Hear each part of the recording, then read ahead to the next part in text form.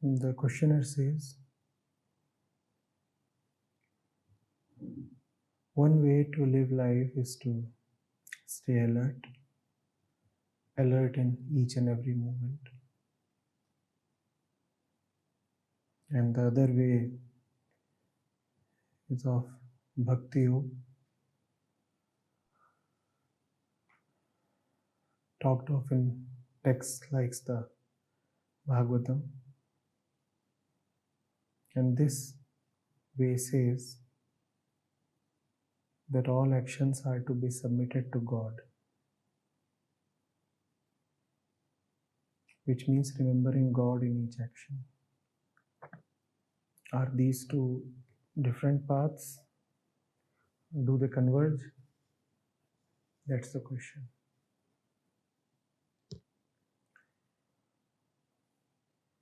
First path that you have mentioned of is about staying alert.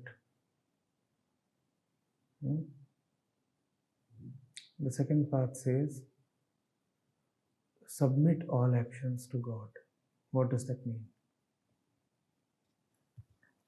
It's quite straightforward. When we usually act, our actions are for our own sake.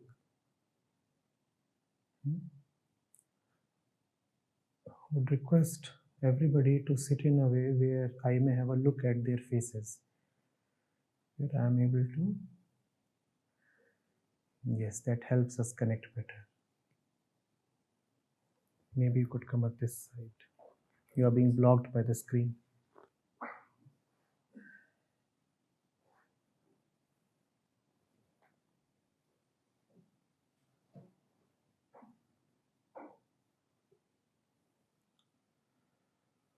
You're still blocked. You may come a little in front. No use. Okay.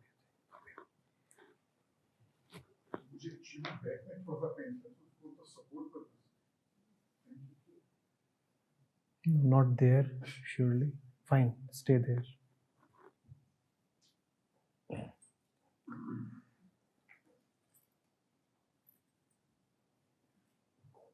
Right.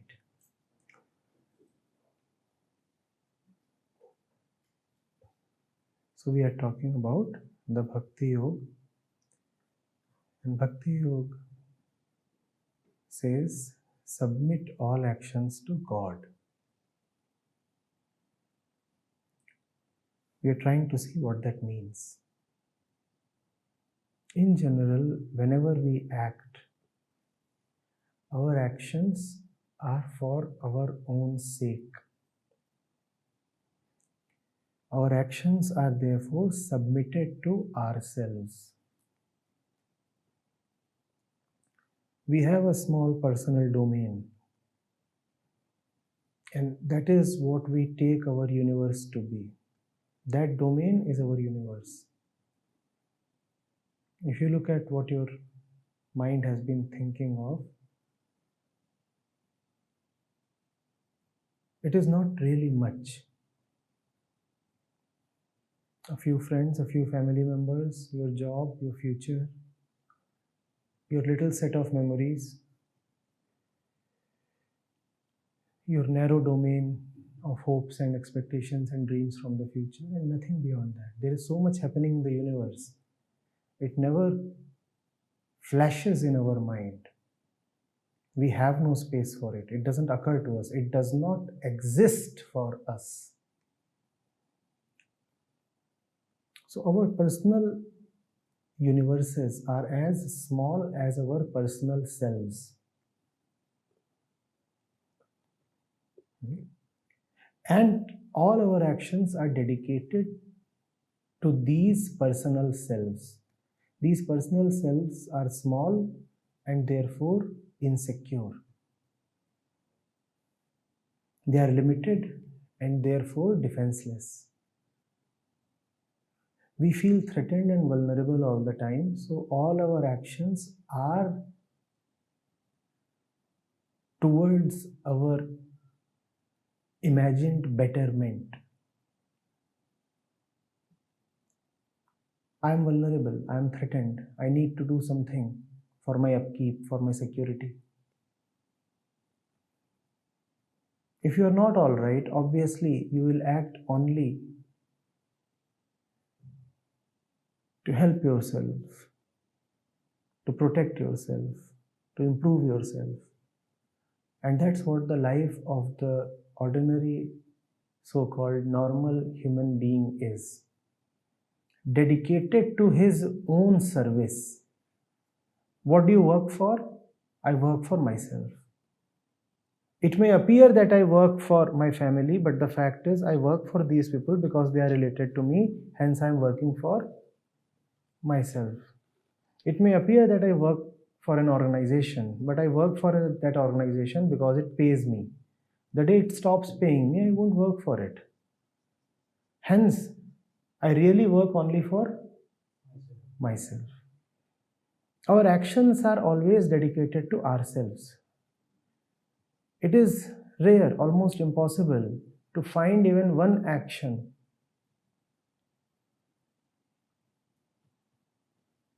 that has not gone into that infinite sink which is self-service.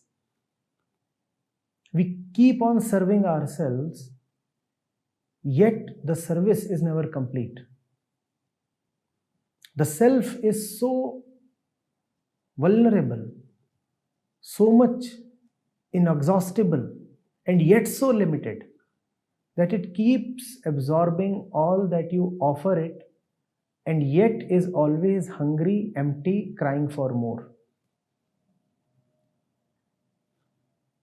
You may give yourselves all that you can imagine, and yet you will find that the little personal self is still calling out for more. Give yourself the best of your dreams and fulfill them. Give yourselves the best that the world can offer, and yet you will find that you haven't come to a full stop. Self-service is an endless road. All our actions are spent down that road. Now, it must be already clear to you what does it mean to submit all actions to God. It means do not work for your little personal self.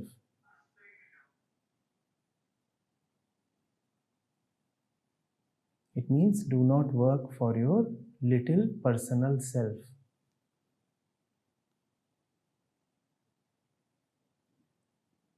But not to work for your little personal self, you must be in touch with something beyond you. That is an act of courage. The little self is so terrified and at the same time so sure of itself that the moment it comes across something, somebody bigger than itself, beyond itself, in another dimension, it closes its eyes. It acts as if it has seen nothing. Because if you have seen beyond yourself, you will know that it is not wise to keep acting for your own sake. It is not wise to invest all your efforts, all your life, all your time in the few directions that you are accustomed to.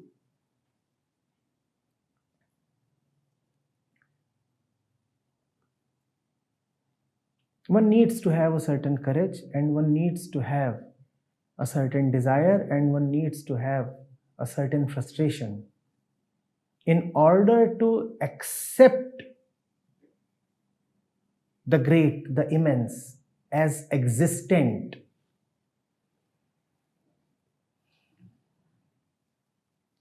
There are two mistakes that the personal self makes. One, that most people make, is to pretend that the beyond does not exist. Nothing beyond me exists. Life means my house, my family, my occupation, my little ups and downs, my pains, my pleasures, my desires, my disappointments. That is what life and universe are all about. This is the first mistake. To act as if nothing beyond you is material or important. And the second mistake is to come across the important, to come across somebody from the beyond and then try to possess him.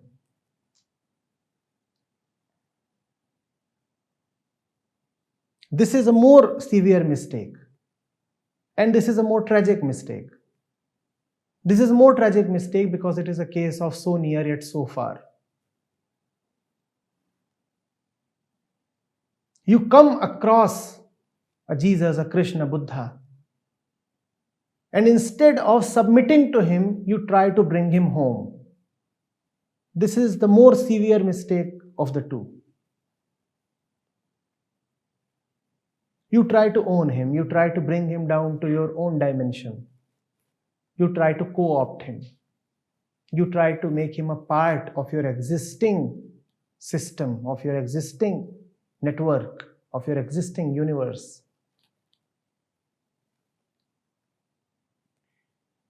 To submit your actions to God means to come across God and to bow down and to realize that there does exist an aloofness, a beyondness. It is humbling. It is a realization of one's smallness. It hurts. One does not want to easily admit that.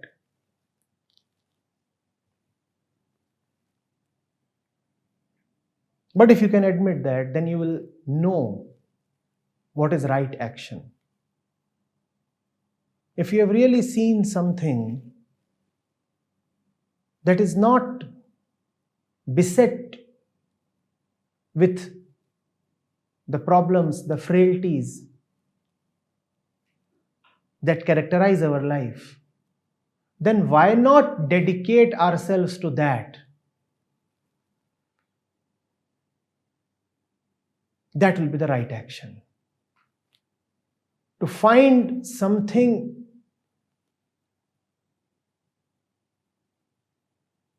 that is so very immense that neither does it exist in your personal universe, nor can it be adjusted in your personal universe. Neither does it exist in your home, nor is it adjustable in your home. And by home, I mean the place that you feel comfortable in.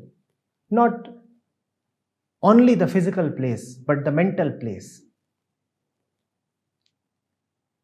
Not only this immense that you have come across is beyond your current place, it is also so large that it cannot be contained in your current place. So any efforts to bring that home are futile. Hence, the only way out for you, if you want the company of the immeasurable, is that you go to him. That is what is meant by dedicating your actions to God. I'm not working for myself anymore. The fruit of my actions will not benefit me. My actions are really for something beyond me. My personal world is not going to benefit from my actions. Because if your personal world is going to benefit from your actions, you are only strengthening the false. You are only strengthening the person. You are only strengthening your own disease. You are only fattening your enemy.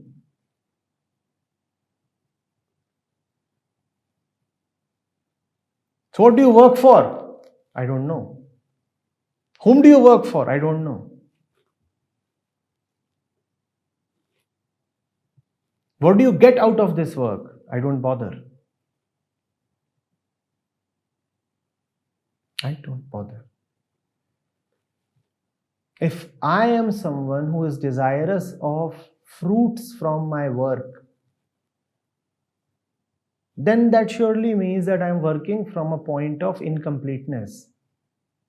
And if I am starting from a point of incompleteness, if that is what I take myself to be, an incomplete one, then the work will have all the characteristics of incompleteness. And such work will obviously not take me to completeness. If I act as the sick one, my actions too will have the imprint of sickness. And sick action will not take me to health.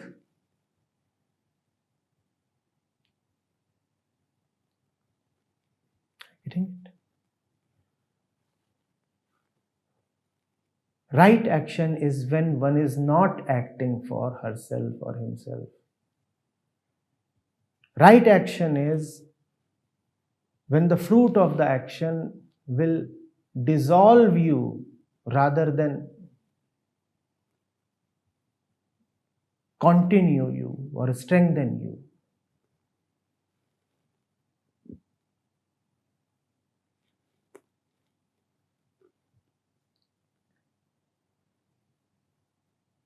Is it similar to the path of knowledge, to the path of alertness? Of course. As the questioner has mentioned, the path of knowledge entails staying alert, being watchful of oneself. Only when you are watchful of yourself do you come to know that you are acting only for your own petty interests. You may claim that you are acting in love. You may claim that you are acting in charity. But there is always self-interest behind all love, all charity.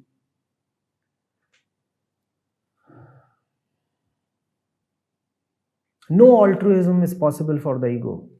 The ego is so little and so afraid that it cannot help anybody but itself. When you are shivering with fear,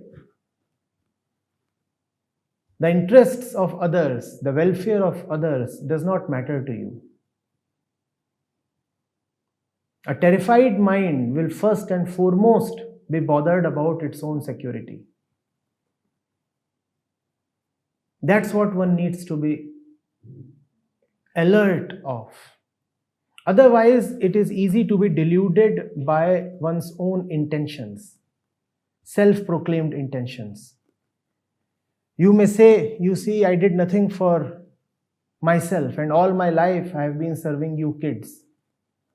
Have you been serving the kids of the neighbor? Have you been serving the kids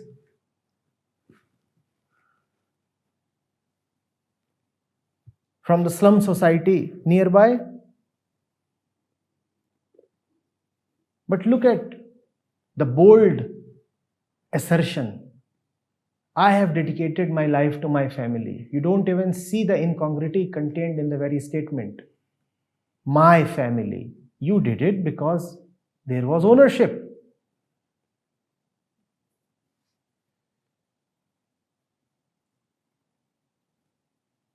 If you are washing and servicing your car, are you doing somebody a favor? If you are charging your mobile phone, is it social service?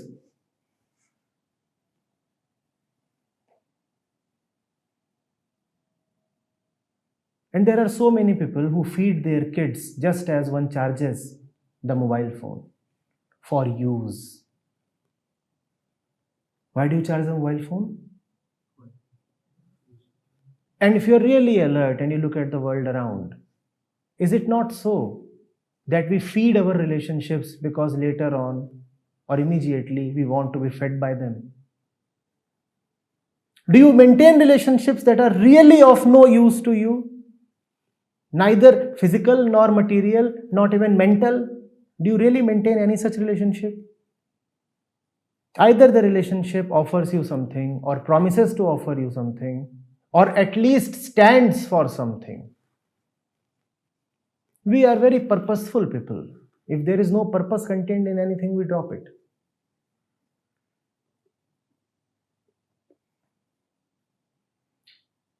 And we delude ourselves. In order to maintain a morally correct self-image, what do we proclaim?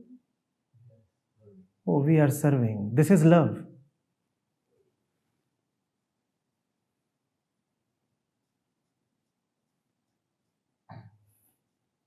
And then there comes a point when you cry out, I did so much for you in pure love.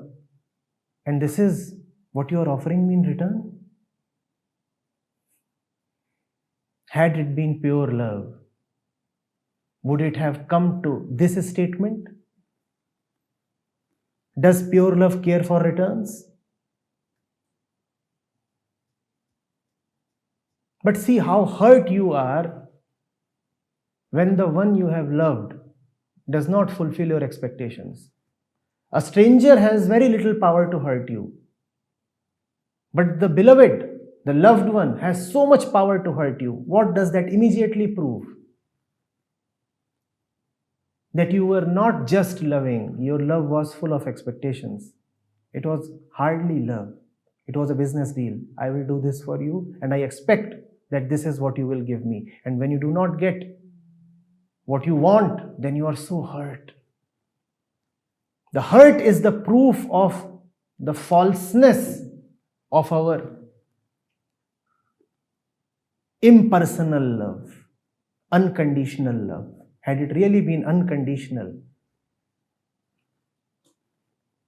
had it really been true and genuine, from where would the hurt have arisen?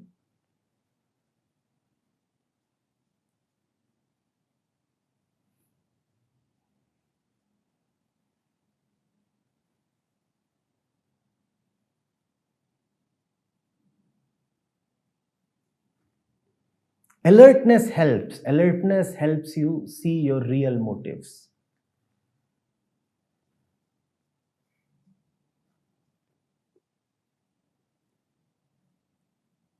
Lying to others and continuously lying to others, there comes a point when we start believing in our own propaganda.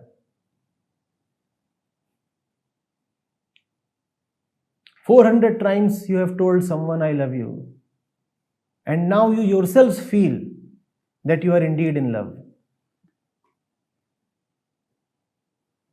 You have heard that story, right? There has been a funny Sufi fellow called Mullah Nasruddin. His entire life is a joke book. You must read one of the books dedicated to him. This was his way to tell, to teach via self-mockery. He would turn himself into a joke and thus teach people. So he would be dressed in a very bizarre way, and kids and animals are attracted to things bizarre. So one day he was walking in his usual way, and kids got attracted to the funny sight.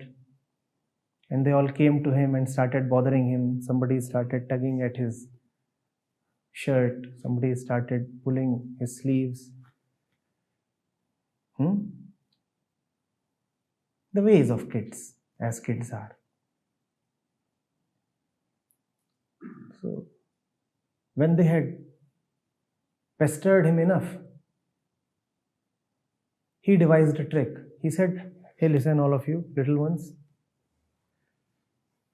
Somebody there in the market is distributing really good sweets. All of you must rush. The kids didn't believe. They said, no, it doesn't happen. He said, no, it is happening, you believe me. And with all kinds of tricks and arguments, he somehow convinced them and the kids went away towards the market. So the mullah kept watching them for a while as they disappeared, and then started running after them. Somebody was watching the entire show. He stopped the mullah and said, half an hour you invested in somehow getting rid of them, and now you are running after them in the same direction. What are you doing? He said, who knows? Maybe actually somebody is distributing sweets. Who knows? After all, if so many of them could believe in this, it might just be true. That's the story of our life. We have lied so much that we have come to believe in our own lies. Alertness, therefore, helps. When you look at your life, then the bare fact of your mind is revealed. Words can deceive, intentions can deceive, actions don't deceive. When you look at your actions, then you come to see your real stuff. When you can see who you are, then you know what you are working for.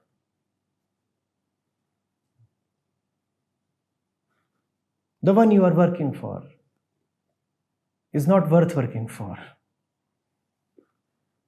Having seen his real face, oh, it resembles so much another face that we know of, our own. Having seen the face of our employer, we no more want to work with him.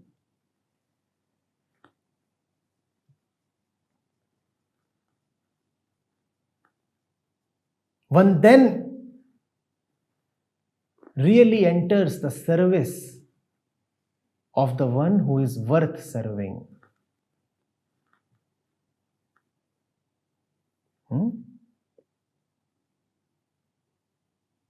And that is called dedicating your actions to the Lord. That is bhakti, that is karma yoga.